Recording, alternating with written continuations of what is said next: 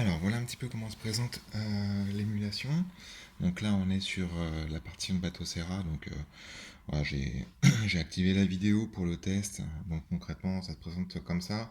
Il y a un petit temps de chargement pour permettre de lire les ROM qui sont stockés sur le serveur principal. Donc il y a vraiment toutes les consoles. Donc je vais passer tout ce qui est Mega Drive. Voilà. On va passer peut-être sur directement les consoles, on va dire, des fins des années 90 jusqu'à aujourd'hui. Donc on va essayer d'être assez rapide. Donc la Sega Saturn ça marche plutôt bien. Là on a vraiment en fait tous les jeux que j'ai pu récupérer. Sachant que aujourd'hui les émulateurs Saturn sont assez bien optimisés. Euh, à savoir en fait toutes les jaquettes et par exemple les manuels des jeux qui sont récupérés à travers un scrap sur le site de Screen Scrapper sont stockés directement à l'emplacement où se trouvent les ROM. Donc là par exemple on peut directement voir le manuel du jeu. Donc on est vraiment sur un système plutôt bien embarqué, vraiment dans le même principe que Big Box. Sur ce que j'ai pu tester, la différence c'est que voilà, tout est déjà configuré. Il n'y a que les chemins des ROM à configurer et puis les préférences, on va dire, au niveau des émulateurs et des types d'affichage. Donc on va commencer par un jeu qu'on connaît bien, c'est voilà, Sega Rally. Donc on peut mettre un filtre pour chercher les jeux directement et on a directement le jeu Sega Rally avec une vidéo embarquée qui démarre tout de suite lorsque l'icône de sélection passe sur le jeu choisi, on lance l'émulation et ça démarre tout de suite. Donc tout se fait par Ethernet. Donc le jeu est chargé directement en ROM, dans la RAM pardon, et là en fait j'ai directement mis le jeu en 4K. Donc il y a vraiment une grosse différence, hein. Donc même si les textures sont pas lissées avec un filtre comme XBR, ça reste quand même ultra propre, il n'y a pas d'aliasing. On arrive même à voir le logo Martini Racing sur la Lancia Delta, chose qu'on ne pouvait pas voir sur le jeu d'origine avec l'affichage d'origine en 360 par 240, je crois, c'était la résolution d'origine de la Saturn. Donc là, on a vraiment quelque chose de super fluide, ça marche vraiment très bien. Il y a quelques rares jeux qui sont encore mal émulés, mais dans l'ensemble, c'est plutôt concluant. On va faire un test rapide avec la Saturn. Donc, savoir que la Saturn avait quand même une architecture assez particulière, même pour l'époque. Ils ont mis beaucoup de temps quand même à arriver à émuler la Saturn avec une fluidité quand même plutôt correcte. Là, c'est le cas. Bon, j'ai perdu un peu le.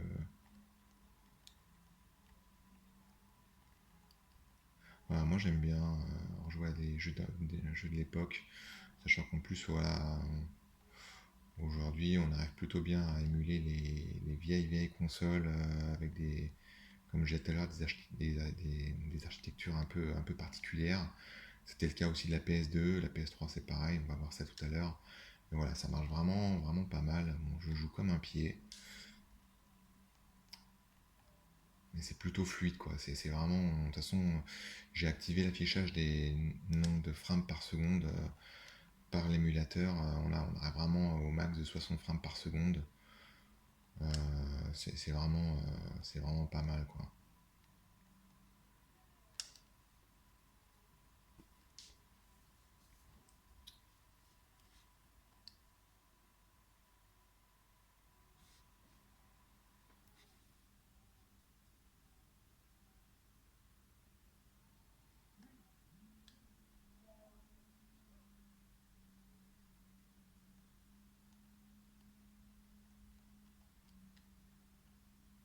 Donc voilà, à savoir, hein, là, le, le PC, voilà, il chauffe pas, hein. Je sais pas si on arrive à entendre, mais parfois les doubles ventilateurs qui permettent de refroidir et le CPU et le GPU, quand ils se déclenchent, on l'entend quand même, hein. C'est le cas notamment de la PS3 et de certains jeux PS2. Bon, là, pour la Saturn, hein, il a pas de mal, hein, donc ça tient plutôt bien la route. Il n'y a pas de, il n'y a pas de bug d'affichage et il n'y a pas de plantage non plus. J'ai constaté certains plantages sur les jeux PS3, mais bon, l'émulation PS3, il y a encore des grosses améliorations à faire aujourd'hui. Euh, mais voilà, pour les jeux, on va dire la fin des années 90, début 2000, l'émulation est quand même plutôt bien supportée. Les jeux PS2 sur l'émulateur PC SX2 qui est utilisé et qui est intégré dans Bateau Serra. Euh, voilà, je crois que le taux de compatibilité des jeux est de 97% contre 60% pour l'émulateur PS3 encore aujourd'hui. Donc il y a encore un pas à franchir sur l'émulation PS3. On va changer, on va essayer de passer à quelque chose d'un peu plus costaud. Dreamcast, donc c'est plutôt pas mal aussi. On va prendre un jeu comme Daytona. Donc, j'active le filtre, je rentre les premières lettres. On arrive au jeu et ça se lance tout de suite. Donc pareil, hein, tous les jeux, tous les ISO, tous les jeux PS2 qui prennent beaucoup de place. Donc c'est des formats compressés.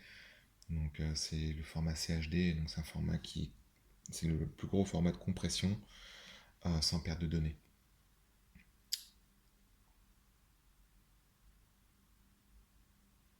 Donc là pareil, on est sur une résolution de 4K. Donc c'est vraiment la résolution maximum qu'on peut utiliser.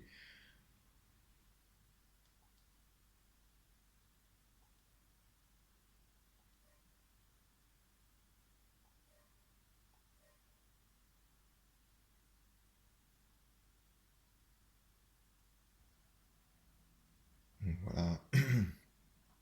Là pour l'émulateur Dreamcast en 4K, on oscille entre 45 frames et 60 frames par seconde. Euh, voilà, c'est vraiment. Voilà, je suis vraiment assez épaté par ce PC là parce que certains émulateurs sur PC, sur certaines machines, pas forcément très vieilles, euh, ça rame déjà dès qu'on commence à dépasser le 4, dès qu'on commence à atteindre le 4K. Là, c'est vraiment pas le cas, donc c'est vraiment pas mal.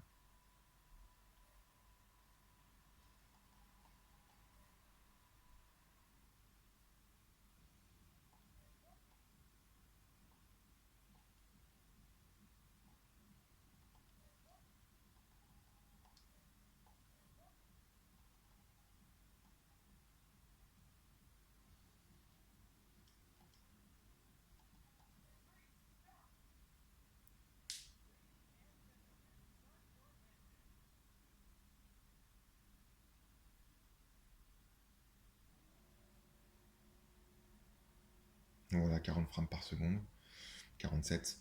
Je sais pas si on arrive à voir l'indicateur des FPS tout en haut.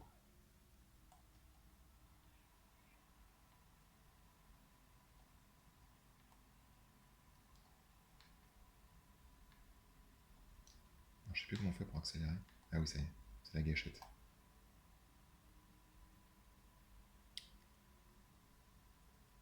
Donc là, ça y est, le GPU, enfin les ventilateurs du GPU, CPU, on commence à les entendre sur le boîtier. Donc on va dire que c'est la première console en émulation qui commence à faire chauffer les éléments du PC à 60 frames par seconde.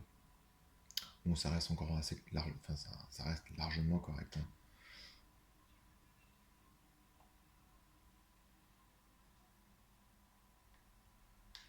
Donc la GTX 1150, ça reste un format mobile. Du coup, voilà, les formats, les mini PC comme ça, ultra compacts, il n'y a pas de miracle, hein. Dès qu'il y a un double ventilateur, dès qu'il commence à s'enclencher, on les entend un tout petit peu. Bon, ça reste largement supportable. Là, le son du home cinéma, il est à 5, je crois. Donc, pour qu'on puisse entendre ma voix, c'est largement correct.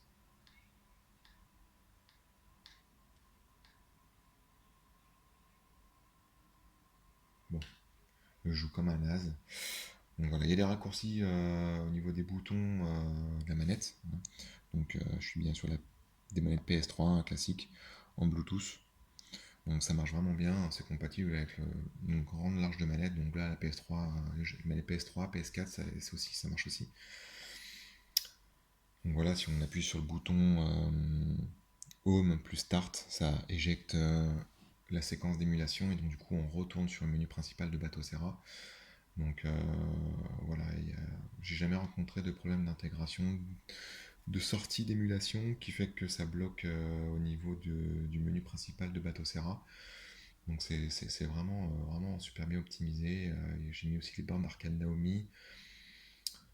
Model 3, donc tiens, un jeu qu'on n'a jamais connu mais qui nous a rêvé sur les magazines. Donc c'est, je sais pas si on arrive à voir, Scud Race.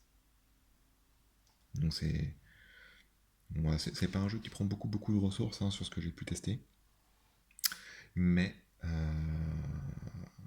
parce qu'en fait les textures étaient déjà travaillées, lissées, donc concrètement il faut juste afficher les textures déjà faites. Donc il n'y a pas de post-processing derrière par le CPU pour afficher ça.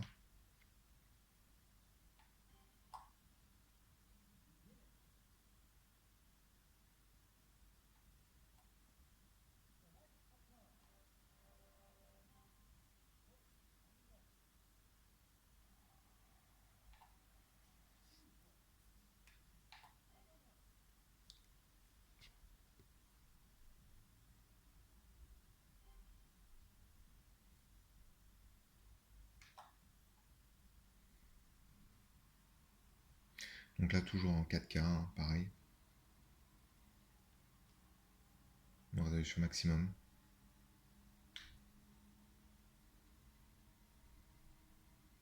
Donc c'est vraiment...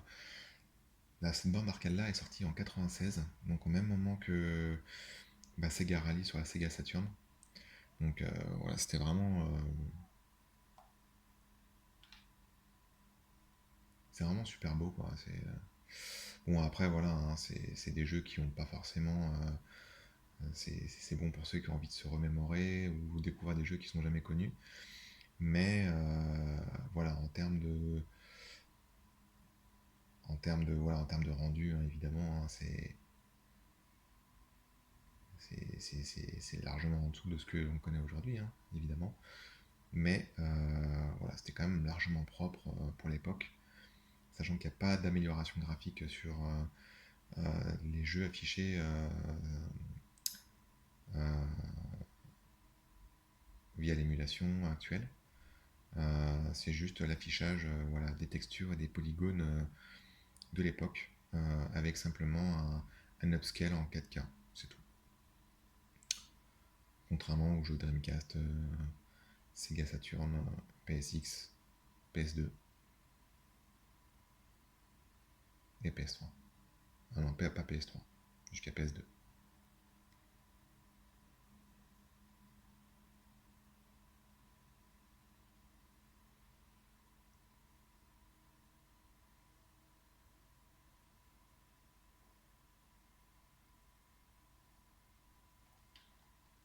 Voilà, en gros, pour la bande arcade Model 3. Bon, les jeux Neo Geo, c'est de la 2D, hein, donc voilà, c'est super bien optimisé. Neo Geo Pocket, machin, bon, on s'en fout. PlayStation, ça commence aussi à être intéressant. Bon, la PlayStation, c'est vraiment. Voilà, il y a encore quelques jeux qui sont encore pas très bien émulés, avec des sécurités au niveau du lancement, mais voilà, ça se contourne facilement avec des patchs et autres. On peut essayer Gran Turismo. Donc, Gran Turismo, c'est un des jeux les plus gourmands en termes de ressources pour la PS1, la première PlayStation. Gran Turismo 2 Arcade Mode. On va essayer ça, Arcade Mode. Je crois que pour l'émulation de la PlayStation 1, j'ai pas pu mettre la configuration système en 4K parce que tous les jeux ne peuvent pas être affichés avec le nombre maximum de frames par seconde en 4K, donc du coup je l'ai passé en 1440p, donc qui correspond à du 2K de mémoire, si c'est ça, ou 3K, je sais plus. avec un anti-aliasing de 4X. Donc c'est vraiment pas mal. Alors je vais pas essayer Gran Turismo, je vais essayer Colin McRae. Donc Colin McRae, le deuxième volet, juste pour avoir un petit aperçu de ce que ça donne. Donc l'émulateur qui est utilisé c'est DuckStation. Donc c'est vraiment l'émulateur. Il y a eu pas mal de générations d'émulateurs sur PlayStation qui ont été grandement améliorés avec des filtres XBRZ rajoutés, avec de la 4K rajoutée, avec de l'anti-aliasing à gogo rajouté. Donc on arrive vraiment à avoir une émulation plutôt vraiment bien quoi. Donc évidemment il faut commencer à avoir une configuration un peu plus costaud. Euh, bon les séquences cinématiques elles sont encore pixelisées parce que c'était un format, je crois que c'était comme pour la comme pour la Saturn 360 par 240 la résolution d'origine. Donc là on est quand même sur du 1440p.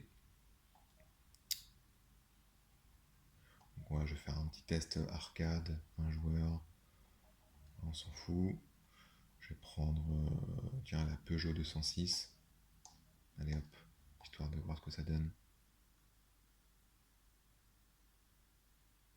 Donc pareil, les temps de chargement, il n'y a rien sur le PC, tout est sur le serveur dans le garage, donc toutes les ROM sont chargées.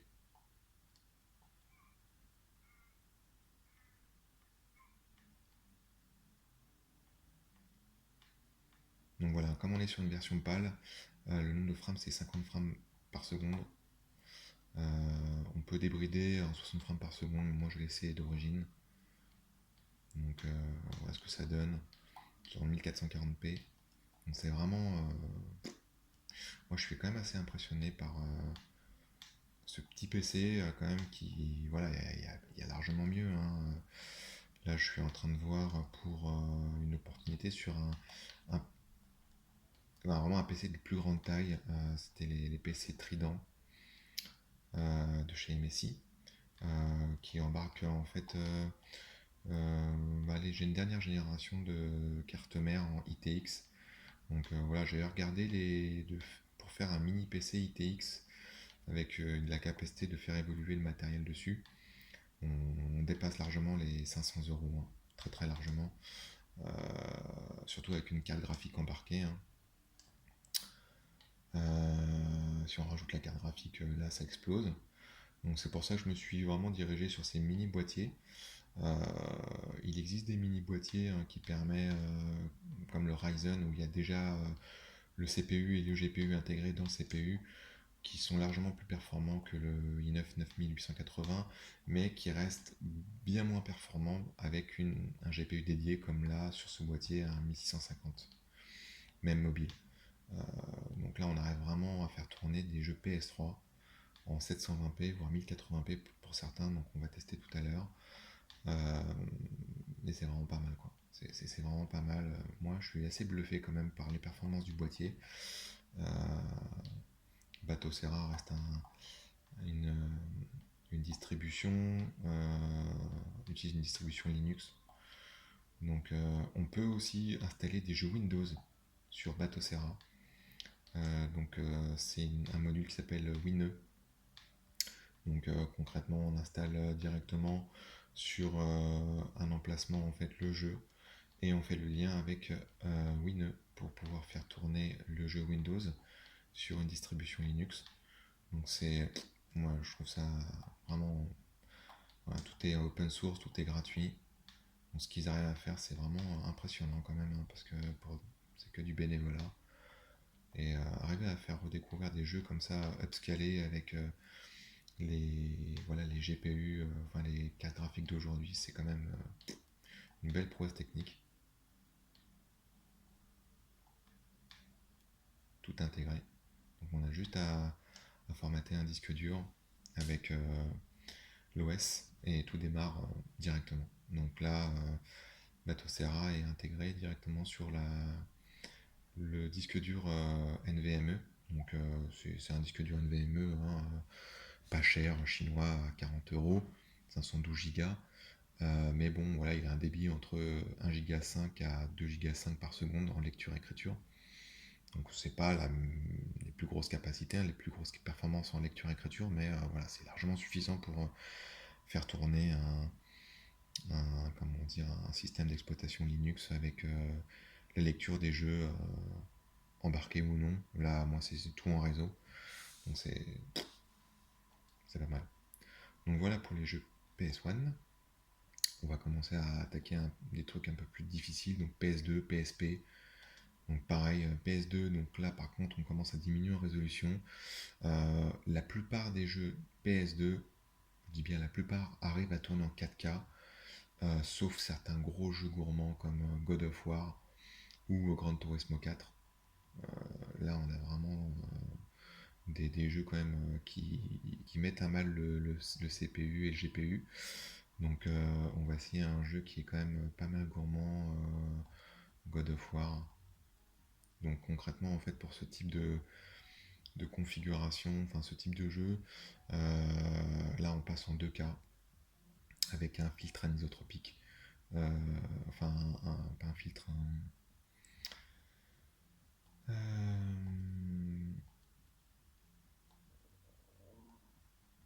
c'est un filtre anisotropique, je suis bête, en 8X, donc 2K, 8X, donc ça marche vraiment bien. God of War 2, c'est parti. Donc pareil, le jeu God of War 2, l'ISO de base, c'est un DVD double couche, donc il prend 8 Go. Donc en format CHD, il est compressé en format 4 Go quasiment. Donc voilà,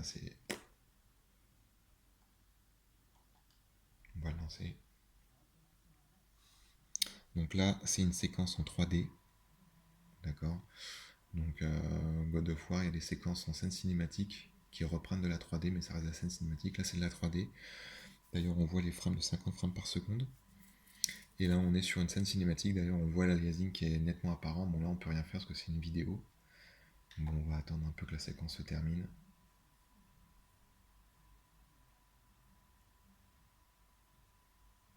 Bon, je vais essayer de l'avancer.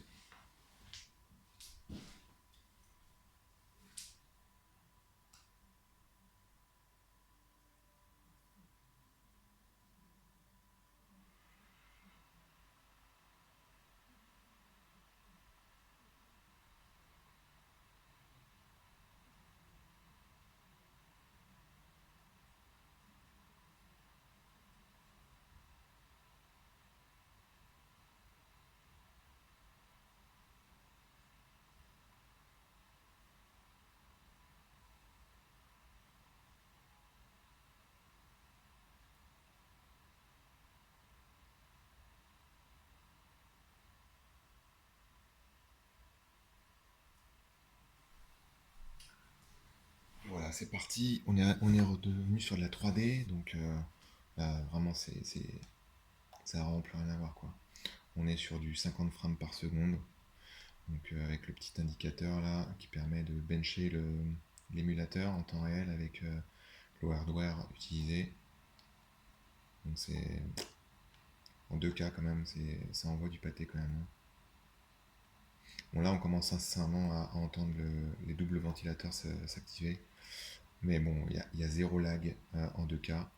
C'est pas le cas en 4K, hein. Là en 4K on descend vraiment à 35-30 frames par seconde. Donc on perd vraiment en fluidité, donc ça sert à rien. Mais voilà, moi je vois par rapport à la version d'origine, hein, alors je vais pas montrer la version d'origine avec la résolution native, hein, la PS2 c'était du 480 par 360, enfin c'était une résolution, je crois que c'était ce type de résolution natif. Donc là voilà, on est sur du 6X, donc 1440p, 2K, bon c'est God of War il donne vraiment du fil à retordre en termes de performance, hein, pour avoir un rendu supérieur à 2K.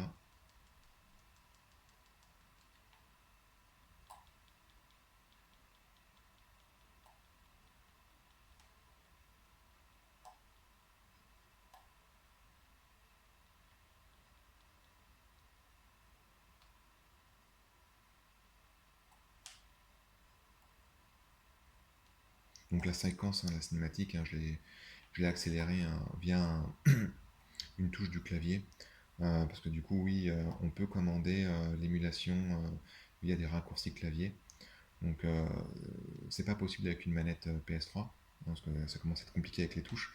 Mais voilà, c'est faisable, ça permet de faire des tests. Donc là, dans l'occurrence, pour passer des séquences qui sont un peu longues, j'ai utilisé cette touche-là pour accélérer un peu l'affichage. Je sais pas si on arrive à entendre le ventilateur, enfin les ventilateurs, parce qu'ils sont deux à s'actionner. Mais voilà, la seule contrainte, on va dire, c'est que le boîtier ne peut pas être upgradé quoi. Si ce n'est à la RAM, mais bon voilà, j'ai déjà mis le maximum. Bon, 32 Go, ouf, je me suis fait éclater. 32 Go, c'est un peu trop quand même. J'ai été un peu trop exigeant en termes de 16 Go, c'est déjà largement suffisant. J'ai regardé les caractéristiques des jeux upscalés en 4K, même pour la PS2 ou la PS3, on dépasse pas 10 Go en RAM. Bon, l'émulation PS4, hein, ça sera pas pour tout de suite. Mais voilà, si on veut faire voilà, une petite plateforme de jeu rétro gaming plus jeu PC avec une manette intégrée en Bluetooth, c'est vraiment bien quoi. C'est vraiment bien, et puis c'est plus facile à configurer que parfois des jeux sur PC, enfin sur un PC standard. Donc voilà. Je suis en train de voir pour une autre solution, le MSI Trident. Donc j'attends si la transaction va se faire normalement, et j'attends de recevoir le PC. Mais voilà, le MSI Trident, voilà, c'est sur un boîtier nettement plus gros, mais voilà, ça reste quand même un petit PC qui peut être upgradé. Donc ce mini PC, donc il embarque une carte mini ITX avec un boîtier enfin un boîtier, de l'alimentation 450 watts. Tout est intégré, on peut changer la carte graphique. Et c'est une 1660, une GTX 1660 Super Ventus. Donc c'est comparable à une 1070. Donc là j'ai réussi à trouver ça. Donc je vais voir si la transaction va se faire ou pas, ou si c'est du vent. Mais si c'est pas du vent, ça peut amener à réfléchir. Parce que concrètement sur un boîtier que j'ai trouvé, qui est même moins cher que le petit boîtier sur lequel on est en train de voir la vidéo de God of War, moins cher que ça pour un truc encore plus performant où on peut upgrader, ça peut être carrément intéressant quoi.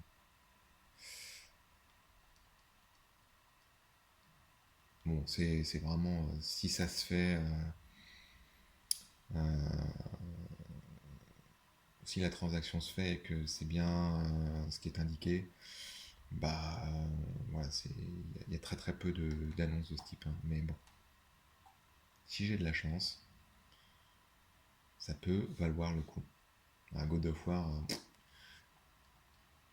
c'est super beau quoi. Pour de la PS2, je dis bien. Allez, on va se flinguer le titan de Athéna.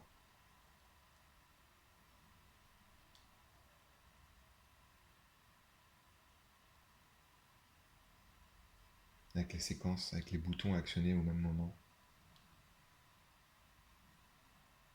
God of War, il est mythique ce jeu. Il y a God of War 3 aussi, sur PS3, donc on va le tester juste après. Donc là, c'est une autre paire de manches quand même. Allez, on va arrêter. On va passer à une autre plateforme. Allez, les jeux PSP. Alors, on va faire un truc rapide. Un jeu PSP. Ah, j'ai pas testé Final Fantasy X. Donc Final Fantasy X, pardon, sur la PS2. Il marche vraiment bien en 4K. Mais bon, ouais, j'avais pas envie de m'embêter à changer à chaque fois la configuration pour chaque jeu. Donc j'ai mis un paramétrage 2K standard. Mais bon, Final Fantasy X, c'est pareil. Super jeu aussi. Ça démarre tout de suite. Voilà, le temps d'attente, le temps que le jeu soit mis en RAM au chargement, bon, ça reste quand même assez rapide, hein, il y a 10 secondes d'attente. Ça peut être un peu plus rapide si le jeu est en local, enfin est directement dans le boîtier. Bon, là, tout se passe par Ethernet, mais le temps d'attente reste largement correct. Surtout sur un jeu qui doit peser 2-3 gigas.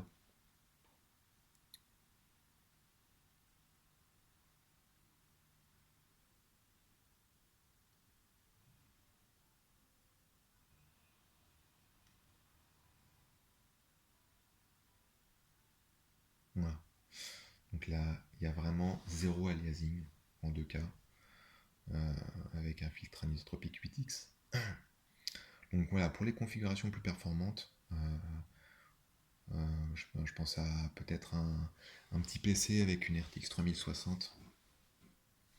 Bon là le 4K, les doigts dans le nez quoi.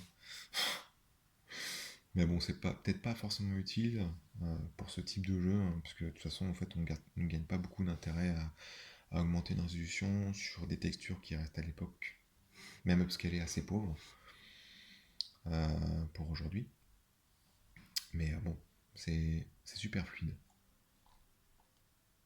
50 frames par seconde toujours, en 2K.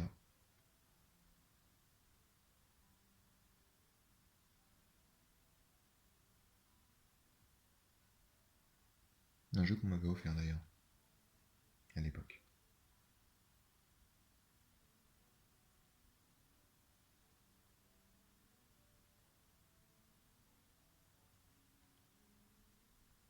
Allez. Bon là c'était juste pour montrer un petit peu la séquence avec Final Fantasy X, hein. Bon, on va pas faire le jeu. On va essayer PS3, alors là ça commence à se corser. PS3 c'est vraiment l'émulation la plus difficile. Le jeu le plus gourmand c'est God of War 3. Alors pour lancer les jeux en émulation PS3, il y a quand même quelques choses à faire. Donc là il n'y a pas tous les jeux, hein. Il y a je sais pas, une petite quarantaine de jeux, hein, parce que bon, c'est quand même, ça prend quand même beaucoup de place, hein. God of War, les jeux les jeux PS3, on ne peut pas les compresser.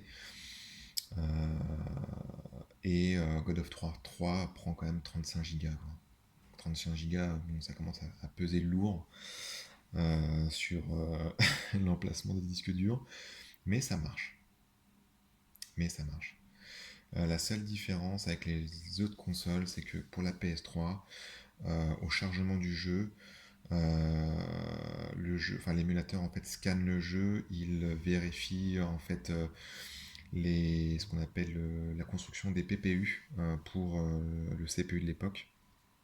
Donc le CPU de l'époque qui était un processeur Cell à 7 corps pour la PS3, si je dis pas de bêtises. Et donc du coup le jeu est scanné. Alors là encore c'est rapide parce que God of War 3 a déjà été pré-scanné. Et au fur et à mesure qu'on avance dans le jeu, alors il y a des lenteurs qui apparaissent dues au fait du chargement des shaders pour afficher les textures et autres.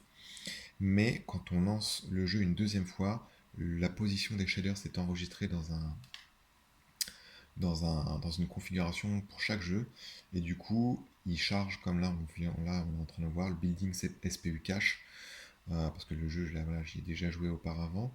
Et du coup, il lance le jeu sans ralentissement. Mais en fait, le premier lancement du jeu est saccadé de beaucoup de ralentissements. Enfin, au départ, on croit que le PC est pas assez puissant. Bon, il faut quand même une grosse configuration, hein. God of War 3 avec. Là, on est en 1080p. Je peux pas aller plus haut. On atteint 20, 30 frames par seconde avec des chutes de 10 à 15 frames par seconde sur les grosses sessions d'action. Là, on est à 70, 77 et là, le GPU, CPU, ils sont à pleine puissance. Avec le graphique du RSX émulé, donc le RSX qui était la carte graphique de la PS3 de l'époque, donc on est quand même à 60% du GPU et on est juste sur une intro de God of War avec le visage de Kratos. Hein, il est plutôt sévère, on ne lui confierait pas nos gosses. Allez, on va charger une petite séquence rapide. Le tombeau d'Arès, donc c'est une séquence du tout début du jeu où on est carrément embarqué avec les titans et le combat avec Poséidon. Donc voilà, ça reste quand même assez fluide, hein, même si on est entre 25-30 frames par seconde, là juste sur une séquence basique. Donc autant vous dire que quand c'est animé, ça ralentit quand même, hein. Sachant que l'émulateur PS3, bon, il a quelques années déjà, hein, mais il compte pouvoir optimiser quand même le nombre de frames par seconde en général sur tous les GPU et les CPU utilisés. Et God of War, c'est vraiment le jeu qui pompe toutes les ressources. Ils ont eu beaucoup de mal à le faire tourner en émulation, euh, sachant que là, j'ai rajouté en fait ce qu'on appelle des patchs au lancement du jeu. Alors c'est pas le jeu lui-même qui est patché, c'est la configuration de lancement du jeu qui permet d'éviter d'alourdir inutilement le traitement anti-aliasing, parce qu'en fait le processeur graphique de la PS3 à l'époque ajoutait un aliasing en plus ajouter un anti-aliasing en plus de l'anti-aliasing de la carte graphique Nvidia, donc ça donne double boulot au GPU. Donc le patch permet d'alléger un petit peu le nombre de frames par seconde, mais voilà, ça reste quand même assez difficile. Là on atteint 25-30 frames, là ça tombe à 20, 17. Là on est face au Titan, donc il y a Poséidon qui essaie de me péter la gueule. Donc voilà, là on tombe à 13, 12, 23, 14, 15, 20 frames par seconde. Mais bon, en soi, le jeu est carrément jouable, quoi. Ça passe. Ça passe. Bon là, les doubles ventilos, ils sont à plein régime. C'est le seul truc que voilà, on peut reprocher au bordel. C'est que voilà, je me suis me faire éclater.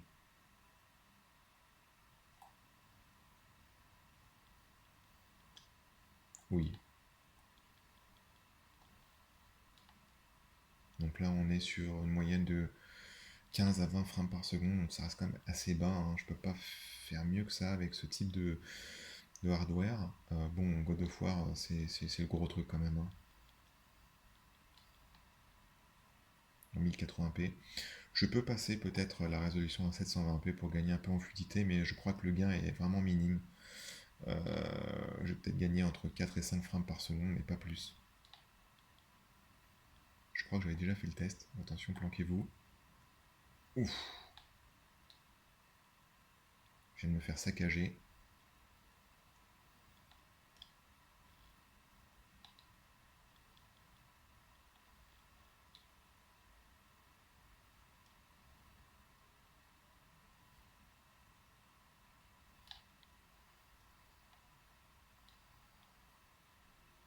Alors, à savoir, hein, les vibrations sont incluses dans la manette, vu que c'est une manette PS3, et que l'émulateur PS3 actuel arrive à émuler les vibrations aussi de la console d'origine. Bah du coup, j'ai aussi les vibrations. Allez, on va lui refaire sa tronche, à ce Poséidon là. Attention, avec les petites séquences où il faut appuyer sur les touches de la manette pour... Allez, on va lui couper la patte. Il me fait chier ce truc. Allez hop, au revoir. Voilà, je sais que sur mon PC standard, j'arrivais pas à faire tourner God of War 3 avec les mêmes caractéristiques. Alors peut-être que j'arrivais pas encore à optimiser les réglages du jeu. Faut vraiment une grosse config quand même, hein. C'est pas tellement le CPU qui pêche. Le i9 9880H, il fait plutôt bien le boulot. C'est le GPU, voilà. Un GPU mobile, il peut faire certaines choses. Ça reste honorable, mais on peut pas lui demander d'afficher du 4K sur un jeu qui date de 2013. Ça commence à être compliqué.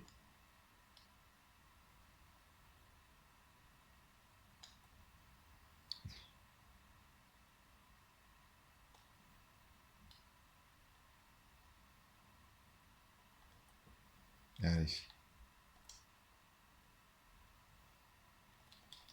Allez, on va ouvrir ses entrailles. Au cheval de flotte là. Allez hop. J'ai du carré, ça corne dans le fion.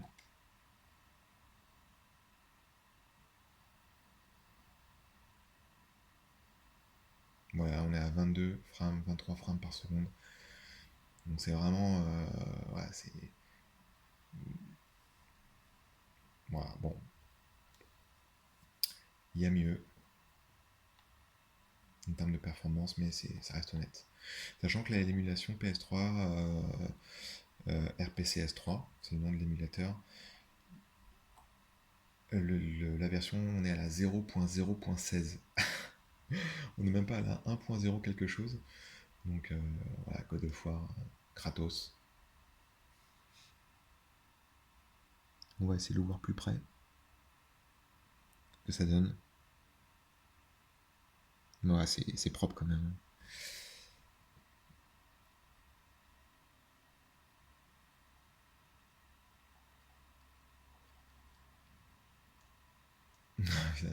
Mais qui suspend et hop, je vais aller faire mes courses comme si c'était rien.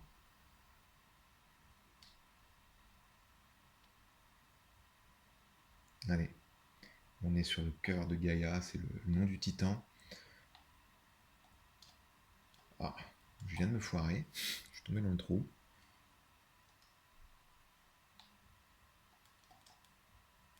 Voilà.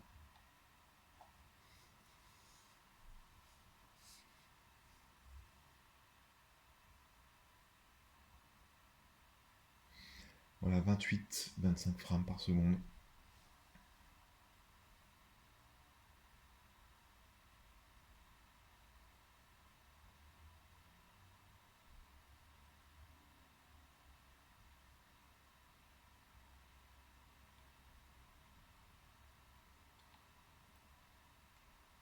Ça m'a toujours fait délirer le mec. Alors Kratos dans le jeu c'est un demi-dieu, hein. Mais le truc il a fait en moins 50 tonnes. C'est n'importe quoi. Il faut que je cale ça là-dedans. Hop.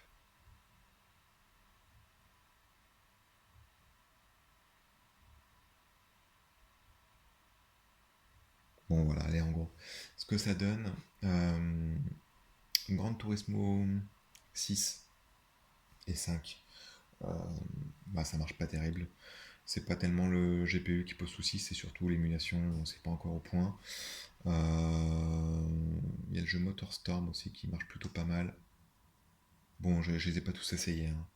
Mais sur les peu que j'ai essayés, bon, ça reste assez correct. Donc là, pareil, PPU cache, module. D'ailleurs, je crois que je l'ai pas lancé vraiment Pacific Rift. Donc à mon avis, ah si c'est bon, SPU cache. Donc 5927 positions de shaders. Donc faut attendre un petit peu. Donc sachant que les jeux, chaque jeu prend environ 1 giga d'emplacement sur le disque NVMe, que ce soit God of War ou d'autres, pour justement stocker l'emplacement des shaders euh, et puis d'autres données du jeu qui sont nécessaires en fait au lancement de l'émulation. Contrairement à la PS2, à la Wii aussi, où le jeu se lance directement via l'ISO, il n'y a strictement rien de stocké. C'est la petite particularité de la PS3. Voilà. Ils sont obligés de, pour lancer l'émulation, ils sont obligés de stocker les données du jeu. Enfin, une partie des données du jeu, hein, parce que ce jeu-là, il fait quand même 15 Go.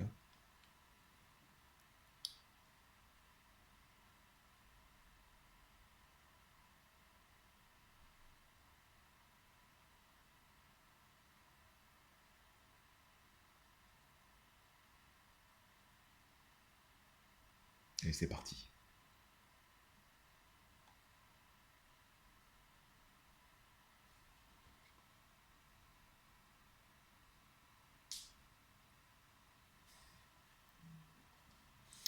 Allez, moteur simple Pacific Rift. On y va. Donc, à savoir, hein, le jeu, je l'ai sur PS3, parce que j'ai toujours la PS3. J'ai testé, voir ce que ça donnait en termes de rendu, et en fait, les menus sont carrément plus fluides. C'est vraiment. C'est tout de suite, quoi. En général, enfin dans tous les menus du jeu sur la PS3 d'origine, quand on choisit voilà, une course, qu'on choisit un véhicule, il y a à peu près entre 1 et 2 secondes d'attente pour pouvoir lancer voilà, la sélection, le choix des véhicules, c'est vraiment ultra rapide. Et moi j'aime bien les Monster Truck. Allez, on va lancer ça. On va voir ce que ça donne. Donc toujours 1080p, ça change pas. Donc par contre, l'anti-aliasing de la console par défaut est désactivé au profit de l'anti-aliasing de la carte graphique Nvidia. Donc voilà, on a 30-40 frames par seconde. Là, on a 10 frames par seconde. Ça fait mal.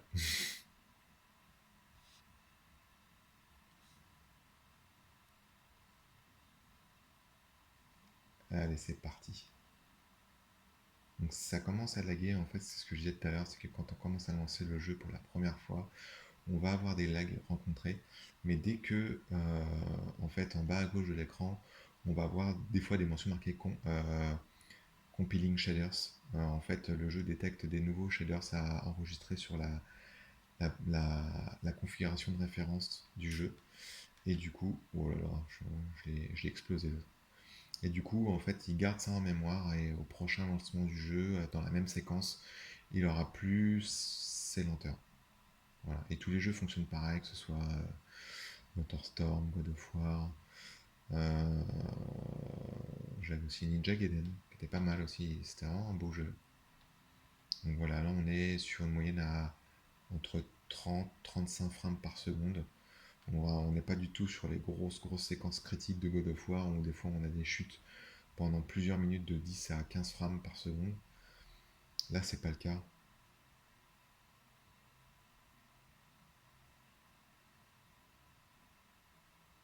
Là, on arrive à du 40 frames par seconde, donc c'est pas mal du tout, hein.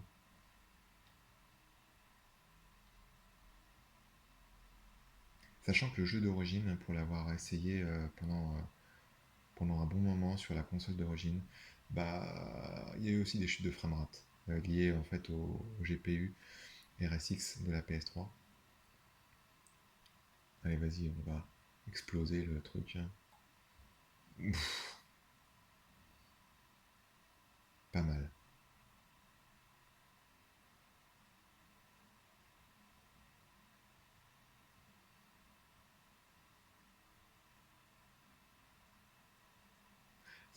Ce jeu, il me rappelle vraiment Flat Out, Ultimate Carnage, Carnage Ultime. Oh.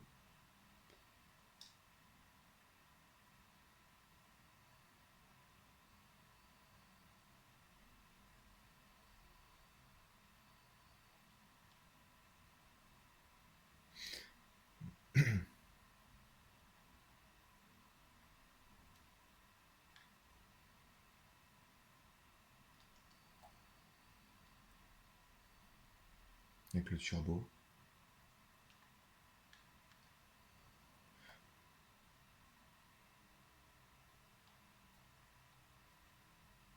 Bon, par contre, pour les jeux PS3, autant dire que de la place sur disque dur, il en faut, hein. Mais c'est pas mal. C'est vraiment pas mal.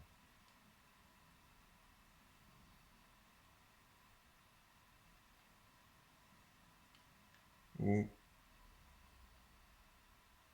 oui.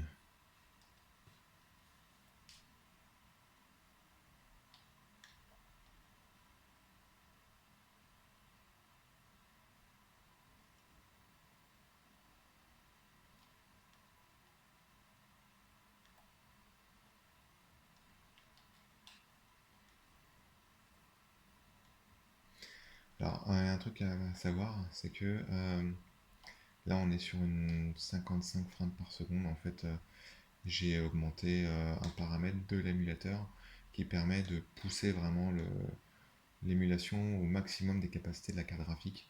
Donc, c'est afin de voir si le 1080p, outre le fait de compiler les shaders, c'est que ça ralentisse. Dans le cas où les shaders sont déjà compilés, dans le cas d'un premier chargement, bah, le jeu en fait est quand même pas mal fluide. C'est juste la compilation qui ralentit parfois l'émulation.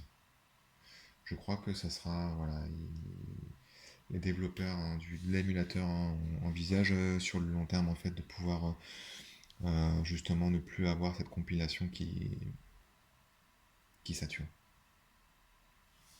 Voilà pour l'émulation PS3. Les jeux Wii, alors bon, les jeux Wii ça marche super bien, les jeux Wii U ça marche hyper bien.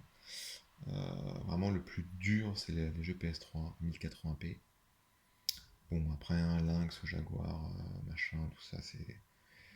On passe. Un petit truc à savoir, un truc que j'ai vu. Alors les émulations des jeux 8 bits, 16 bits, voire 32 bits peuvent se faire avec l'émulateur, euh, enfin plutôt le front-end, comment ça s'appelle? J'ai oublié le nom. Bref, ça va me revenir. Euh, En fait, c'est un package de plusieurs émulateurs avec des corps différents. Un jeu qu'on connaît bien, Castlevania Simon Quest. Alors, toujours avec le manuel du jeu, je trouve ça vraiment classe quand même, hein. C'est hyper fluide. Euh, Là où, comment dire, Launchbox, c'est très pénible de tout configurer. Là, il n'y a rien à faire. Allez, c'est parti. Bon, voilà, hein. Il n'y a pas de pixels apparents, enfin, il n'y a pas de cube apparent. Alors, en fait, ça vient d'un filtre qui est activé pour tous les jeux 8 bits, 16 bits que j'ai sur Bateau Serra. En fait, je vais montrer ce que ça donne sans shaders activés. Et c'est un shaders bien particulier, j'ai mis du temps à trouver. Voilà ce que ça donne d'origine. Donc on voit bien le Konami Castlevania 2 Simon Quest avec le gros effet d'escalier. D'accord. Et ben, si on affiche le shaders, euh, on va dire le plus connu qui est XBRZ, euh, c'est pas mal, mais c'est pas optimum. On va mettre XBRZ 6X. Si on regarde bien, on a toujours l'effet d'escalier sous le drapeau Simon Quest. Et ben j'ai trouvé un shaders vraiment ultime pour gommer complètement l'effet d'escalier qui est inhérent en fait au filtre appliqué XBRZ, 2X Eagle. Et ben il y en a un, c'est le seul qui fait ça. Pardon. Shaders, chargé, preset.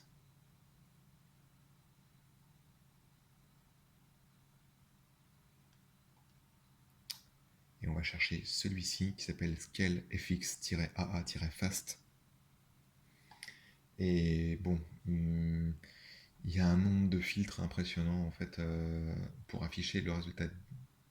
Le résultat. Scale FX-pass, il y a 4 passes, 5 passes même.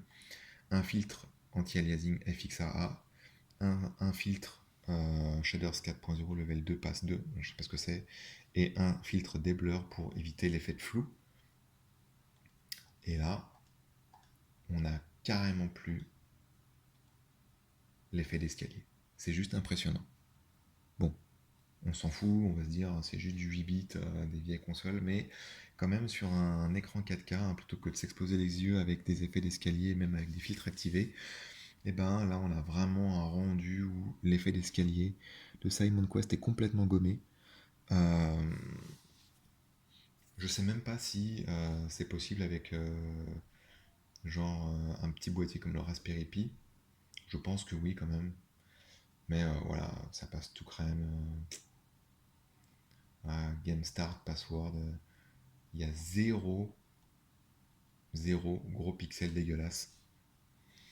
Les bouillies de pixels, ça n'existe pas. Et voilà, on se retrouve avec. Donc, voilà, bien sûr, hein, affichage 4K. Ça n'a aucun intérêt hein, pour un, un affichage 1080p suffit largement. Mais voilà, ça se fait. Voilà, avec le V-Sync intégré. Crac. Ça rappellera des souvenirs, hein.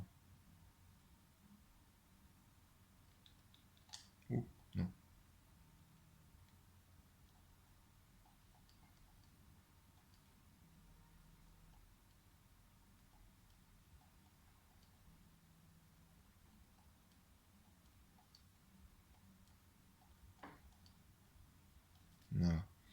Donc pareil, hein, ce filtre-là, en fait, on l'utilise pour pas mal de jeux.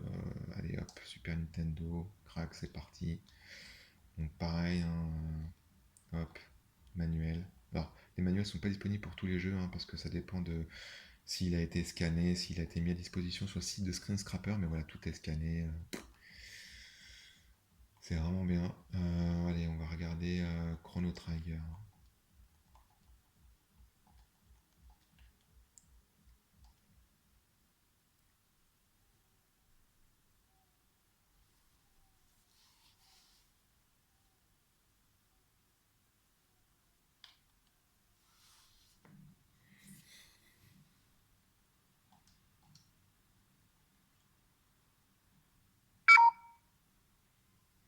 Bon, allez, je vais laisser, je vais arrêter là. C'était juste pour faire une petite présentation.